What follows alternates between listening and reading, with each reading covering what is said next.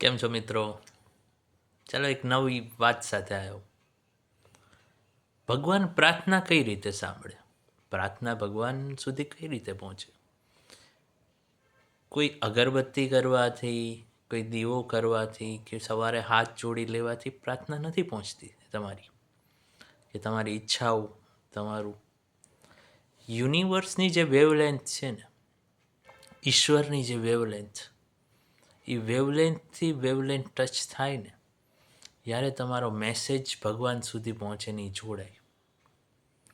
હૃદયની વેવલેન્થ હોય, વ્યક્તિની વેવલેન્થ હોય એક, એનું કનેક્શન યુનિવર્સની વેવલેન્થ સાથે કરવાનું હોય, ઈશ્વર સાથે. ત્યારે તમારું ઈચ્છાઓ, પ્રાર્થનાઓ બધું ભગવાન સુધી પહોંચી જાય છે.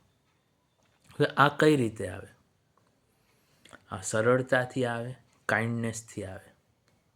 કાઇન્ડનેસ કોઈ લોકોને બતાવો છો ને, એનાથી લોકો ઇમ્પ્રેસ થાય કે ન થાય, ઈશ્વર જરૂર ઇમ્પ્રેસ થાય છે.